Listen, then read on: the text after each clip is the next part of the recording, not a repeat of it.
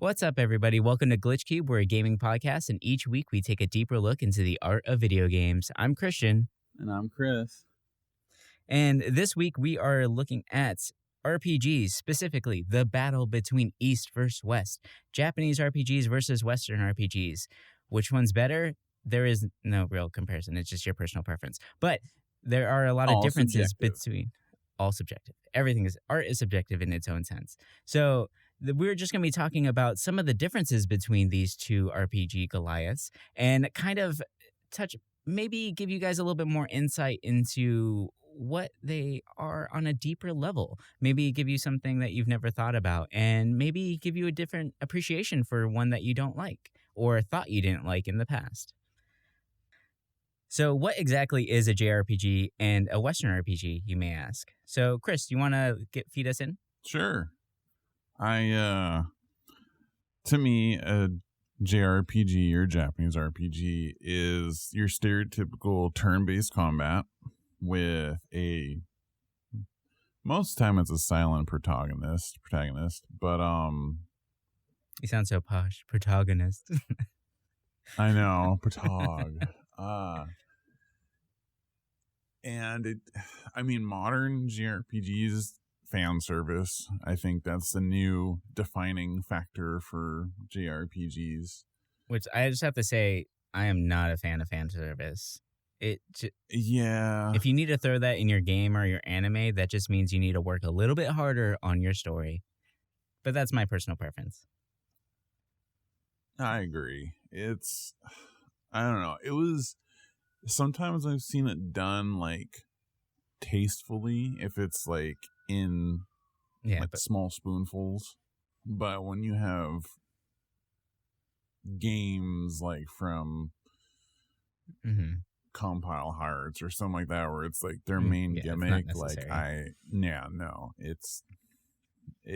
it makes me not take the game seriously, and it's actually, and I'll get on this later, why I'm starting to prefer Western RPGs over JRPGs. Oh, a convert. But I know it's bad. I feel like growing up, JRPGs were so popular because their stories were dark. They were easy to get into because they were linear and the battles were easier to an extent. I mean, boss battles are going to be hard no matter what, but turn-based battles, you have a minute to decide what you're going to do. It's not like you're thrown into the combat and you're screwed. It feels like you can strategize more. Yeah, it feels like a more graphical chess game, basically. Yeah. Whereas with Western RPGs, and this is coming from like late 90s, like more action RPG, your typical Morrowind, Knights of the Old Republic, like more of the bigger known titles. Yeah, Witcher. Like I want to, but I never got into like early 90s RPGs like on PC Engine like systems, like the Baldur's Gate stuff and all that.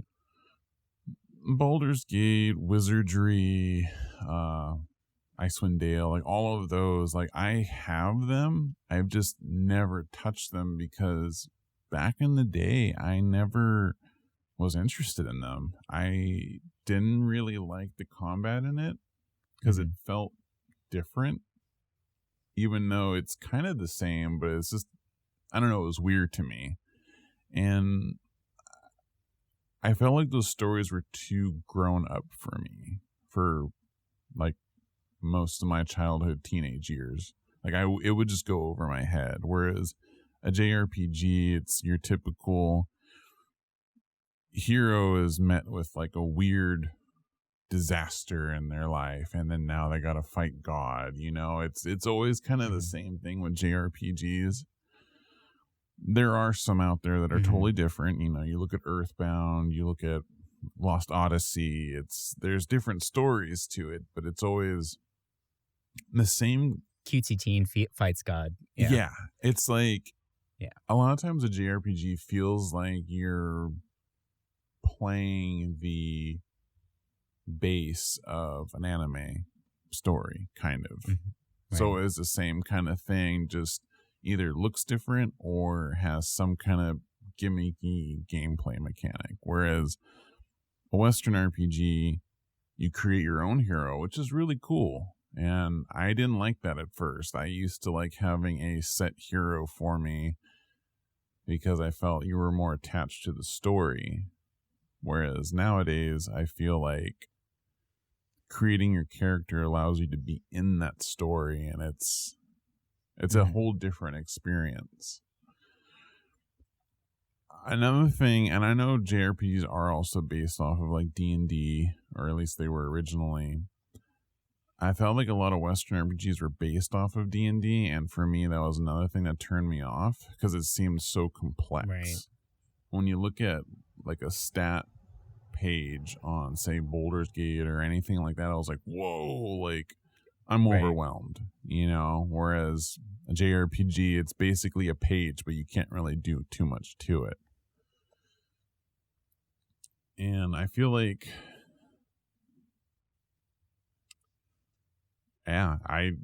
what you were saying earlier about like a convert, like, it's just like, it's weird to think about, but I actually am starting to really prefer like Western and like CRPGs a lot more to modern JRPGs. Mm-hmm. Well, I do. What about you? For me personally, I mean, I still love JRPGs more than Western RPGs personally, just because I like the strategic aspect of them. Yeah, on the surface, the battle system can appear a little bit more simple, right? When you compare it to a Western RPG, that it feels more complex in the beginning. But what I feel like always happens with those is eventually you find a pattern that fits your style of play, and you just rinse and repeat for every single enemy, even if it's a boss, right? It doesn't feel like there's a lot of fluctuation in that. And I know I'm probably going to get a lot of backlash for that, saying that, but it's just a matter of personal preference at that point, right? Like if you go through Witcher, you're running through a field, and every time you see someone, you do parry slash magic, right? Like it just kind of becomes a little mundane after a while. Whereas in JRPGs, the idea of kind of slowing down combat at times, which there are a lot of JRPGs that have action-based combat, like the Tales games. Those are like very quick-paced fighting styles, right? When compared to something like Final Fantasy that's turn-based. But every single enemy has a specific way that's best to handle them. And you have to kind of find out that strategy. And I like that kind of mix-up. And it kind of keeps you on your toes a little bit more, and learning the best stats, the best party, the best way to handle those different enemies is what kind of draws me to that. I mean, I played a lot of chess when I was a kid, and I think that's what kind of draws me more towards that style of gameplay. But I can definitely see the appeal of a Western RPG, right? When it comes to the actual story of it, I feel like they're both complex in their own outright, JRPGs and Western RPGs. A JRPG might just kind of hide these adult concepts with a little bit more cutesy things and kiddie things going on, right? Like if you look at, like, let's say, like Kingdom Hearts even, right? That's an action RPG, but I would consider it more on the Japanese side. And it definitely is, it's Disney, it's cutesy, it's there, but the overall concepts behind it are pretty adult in its own outright. So JRPGs find a way to hide adult content in something that's a little bit easier to grasp and understand. And I think that feeds into the fact that now as an adult, you're getting more into the Western RPGs because you can kind of understand the stories a little bit better. You don't need it hidden for you to learn something or take something away from it, right? Yeah, but you were saying with like the action RPGs, and I've noticed that a lot of Japanese RPGs are kind of going that route where they're making the battle system more action orientated, from what I noticed. I mean, you look at how the Final Fantasy VII remake is done, and what looks to be the same playstyle for Final Fantasy 16 is that it's gonna be a hack and slash, but like turn based as well. Like I'm noticing that style is becoming a bigger thing. And as much as I love turn based, like I still do, the action gameplay is a lot of fun. Like I've been playing through the Ease series right now, and I love it. Like I love that combat. Even the first two games where it was a bump system rather than your typical like hack and slash. It's so good, and I would love to play more games with that style. Those games are really fun. So if you guys haven't checked it out, definitely look up the E series. They are phenomenal, and they've been around for a while now. So yeah, long time, yeah. And I feel like I'm noticing a lot of some Western RPGs are doing turn-based as well. Like right now I'm playing through Battle Chasers Night War. And how is that? I really like it. At first it was kind of, I don't know how I felt about it at first, but I'm digging, because I know it's from a graphic novel. Right. So it has that style, that flavor, but the combat's chill. It's, for the most part, unless you're doing boss fights, it's kind of the same kind of thing. You know, you do your first turn, you put your shields up. Second, you do like debuffs. Like it's basic, but I like how through the dungeons you can pick between normal, heroic, or legendary, and it gives it replayability, and it feels like everything I would play in a JRPG, but westernized, which is cool. I like when the different, regions experiment with other styles. It's cool. Yeah. I like that. That does make sense. I mean, one thing too that I also noticed, I think culture kind of really plays a big part in these games and how they're stylized. Like, I mean, for instance, one aspect of it is in Western RPGs, most of the time you are the hero and it's just you. Every once in a while, a companion might join you for a fight and kind of aid you. But for the most part, it's just you running around the map and taking care of business, right? And that kind of feeds into like Western ideology as well, where it's every man for themselves. Like you put in the work for you to gain your success, right? Whereas I feel like in maybe more Eastern cultures, the fact like all those games, JRPGs, you have a party with you. It's a community effort in order to accomplish this task, because you know that it might not be doable on your own. So you have to think about the other communities, think about people around you more instead of just focusing in on just yourself. So it's interesting to see how these different styles of play and how it's being set up to the audiences are changing based on culture themselves. Right? I don't know. I feel like there might be something there. Maybe that was for like the original concepts of JRPGs and Westerns, and it is kind of like bleeding into what it is now. Or maybe that was just kind of a sub-thought in the back that it just happened that way because that's just how our brains are wired. I actually really like that.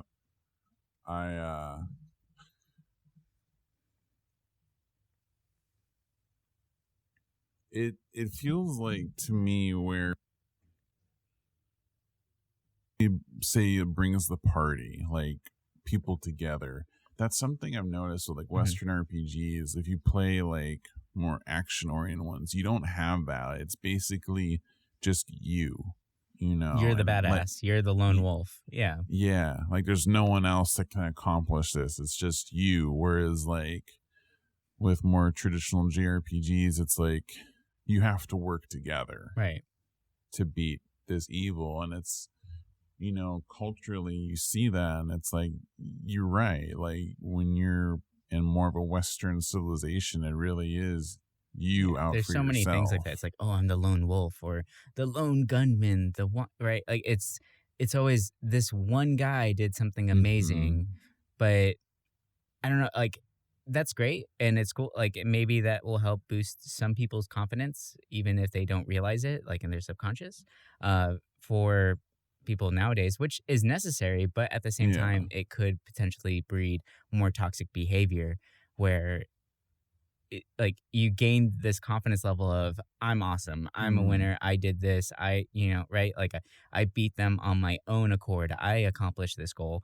But when you really look at it, like so many people in the background helped you, like the right. blacksmith that gave you the gear to do this.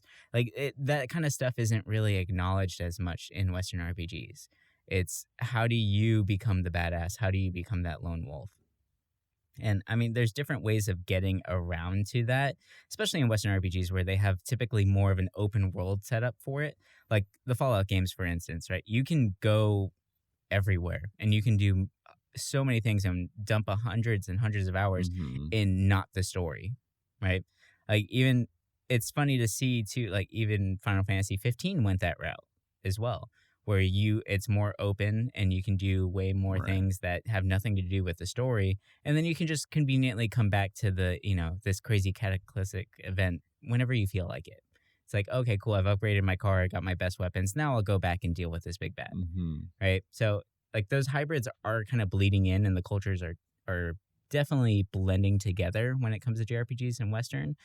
But I don't know. Hmm. I really feel like on a subconscious level, culture is definitely inspiring and pushing these Yeah. games to what they are. Like when it comes to story, even like JRPGs are traditionally more linear in nature, right?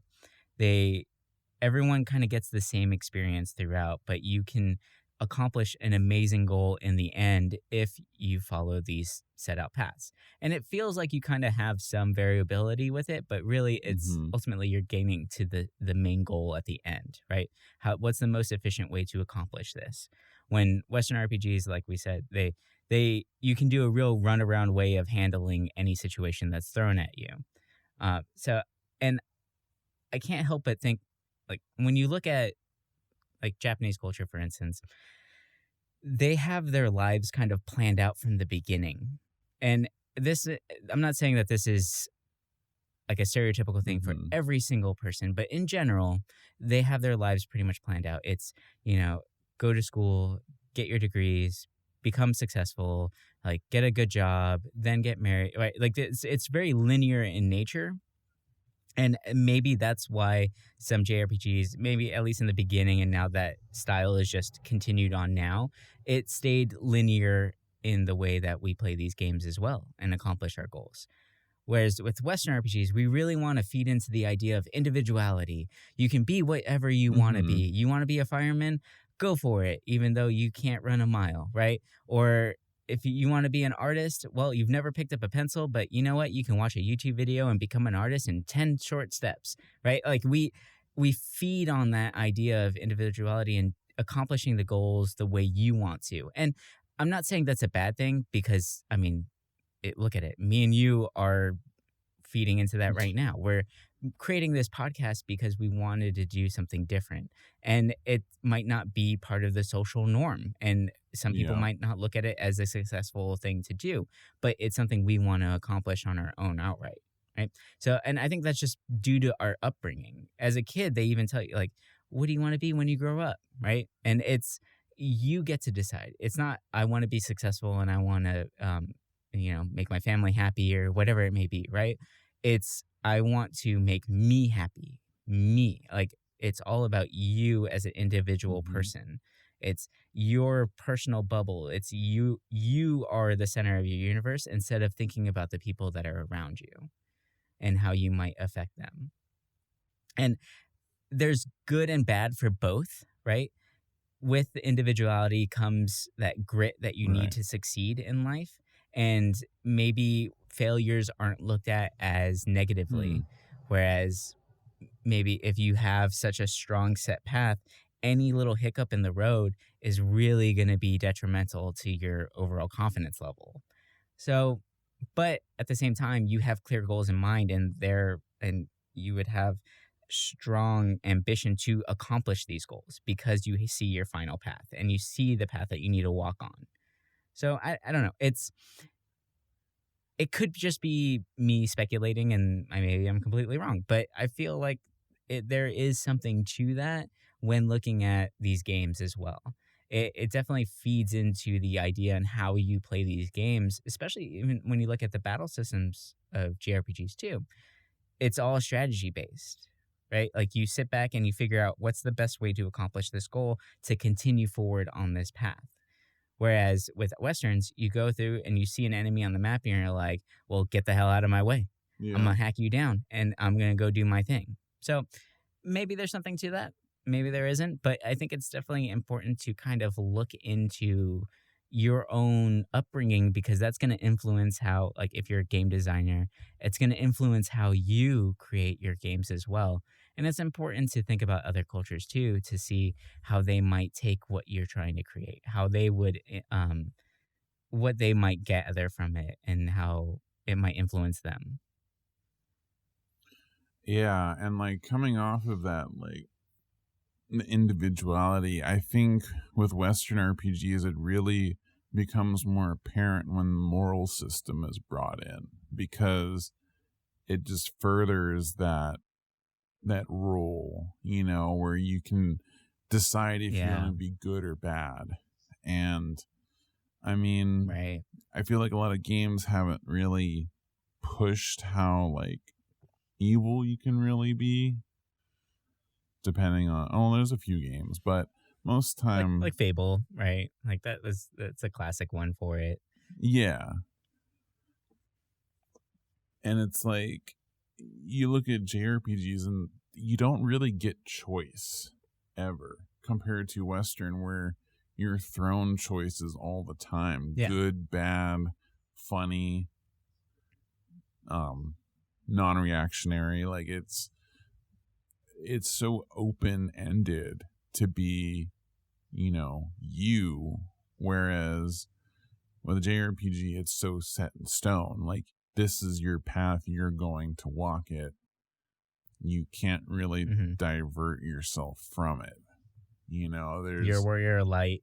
Go save the light, right? Like, yeah, there's I think there's maybe like a handful of JRPGs that kind of allow you to change things, but it's still never enough where it's a whole different right, game. Like, you're always going to experience the intended ending for the most part, and then you could see the other endings. It's never like, say, Mass Effect, where if you're like Renegade, it's going to be a whole different outcome than Paragon. It's hmm I feel like with JRPGs, your choices don't matter too yeah. much.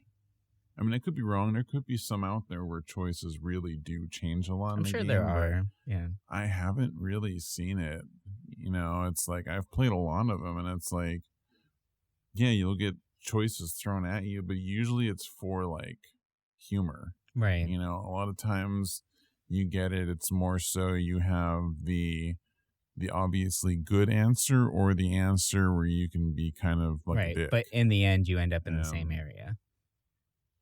Yeah, yep. And I think that just kind of further proves the point. Like, you're hmm on this set path. And here in the States, we're so used to just, you make your decision what you want to do. yeah, You can be anything you want. Of course, games make it seem a lot easier to do whatever you want, yeah. but And that's a whole nother topic on its own sense, where oh yeah, that false sense of superiority or confidence level, and then when you get out there in the real world, you realize I don't actually know what I'm doing. So I mean, games to me always, like, I love the fact that you can get morals from them. You can get confidence from these games. You can learn social skills to a certain extent, right? Some games more than others, but mm-hmm. they always like you need to be able to self-reflect on your own personal life in order to properly initiate some of those skills that you might gain from a video game. Which I know there's gonna be, like, obviously there's naysayers that say like, oh, games are just bad for you. They fill your head with bullcrap and all this stuff, right? And violence and all this. But everyone's like, oh, just why don't you read a book instead? There's some messed up books out there. And yeah, you get morals from them too, but it's just for some reason that's more socially acceptable. Oh, yeah. Which I've always found kind of ridiculous in its own outright. I mean, even looking at anime or mangas or things like that, here in the States, we see that as a comic book. That's for kids, right? Mm-hmm. It's for kids and 40-year-old nerds that live in their basement, which I don't live in my basement, but I really do enjoy comic books still. But if you look at Japanese culture, if you go into like a manga shop, it's all businessmen. It's all adults that live there or that are going there. And that's just, I think they just need their outlet. And that's what I love about, like how we mentioned earlier, is the fact that there's adult concepts hidden within these more whimsical storylines, right? And it's an easier way to grasp an adult idea. And I don't see an issue with that. I think that's actually better because it's not hidden with this whole air of you need to be an adult to understand this or you'll get it when you're older.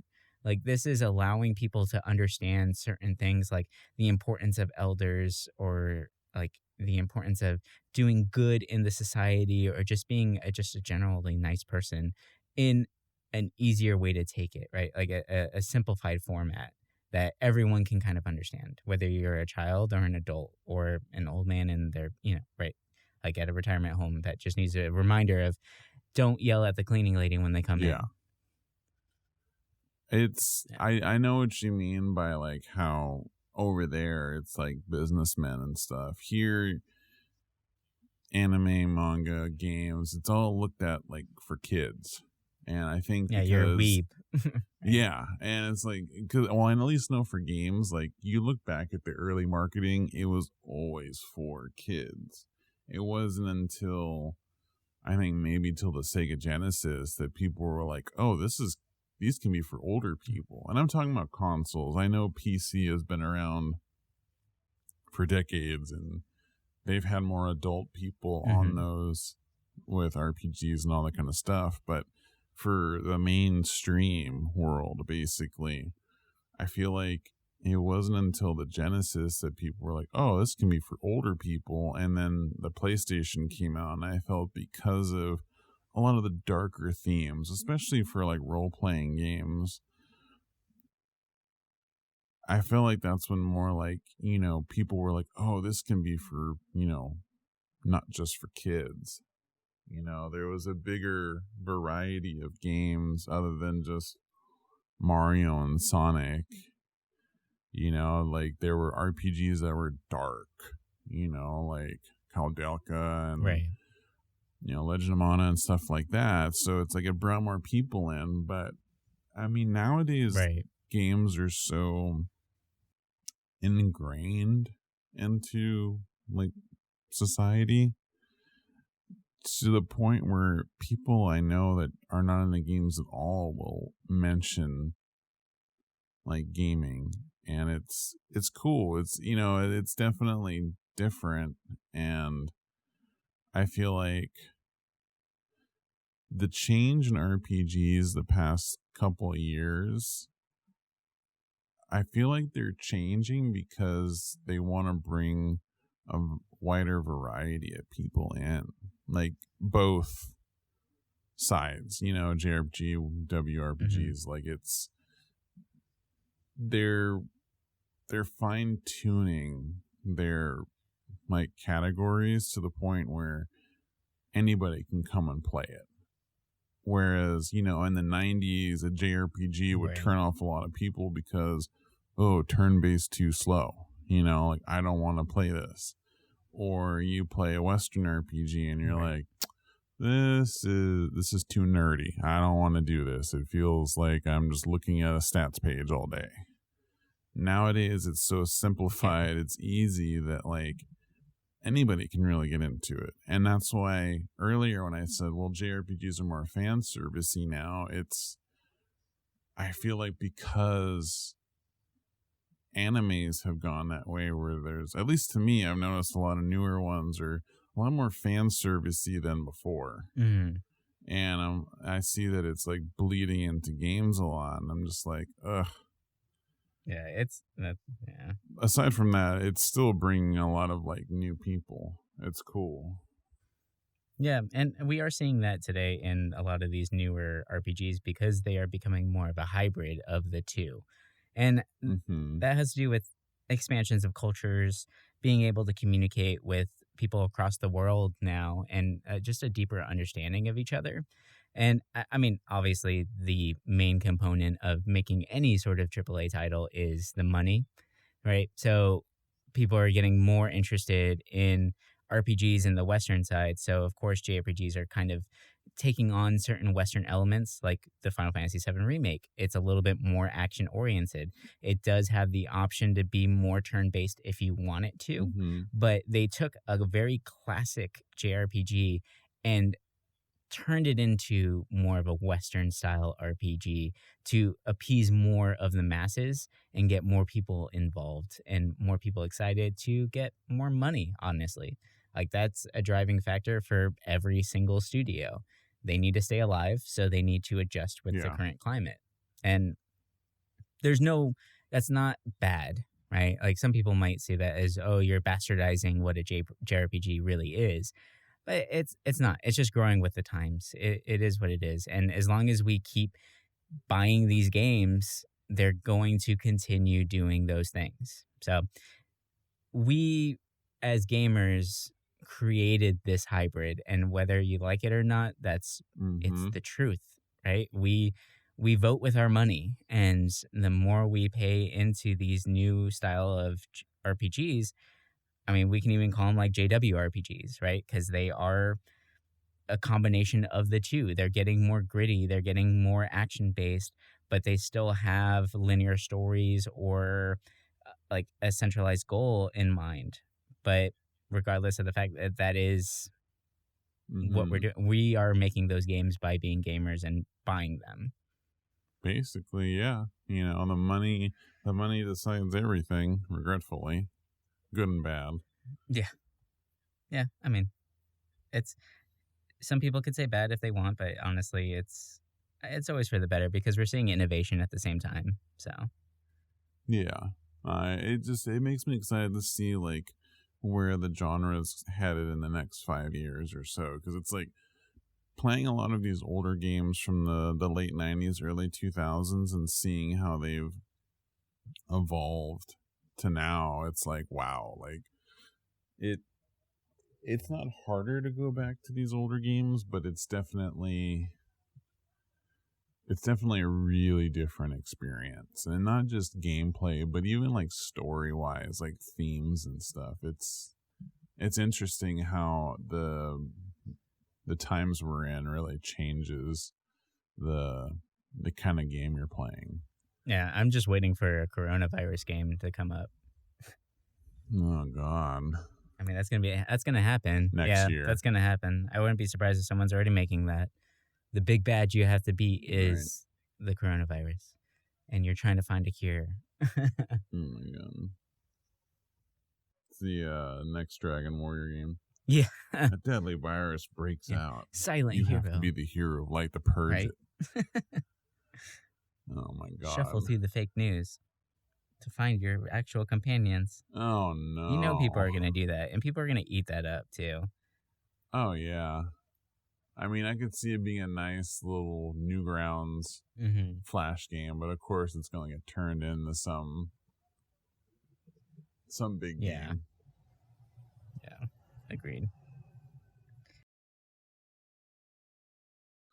So overall, to me, always a JRPG is going to be a set path, an easy to understand story, and a journey to a storybook, right?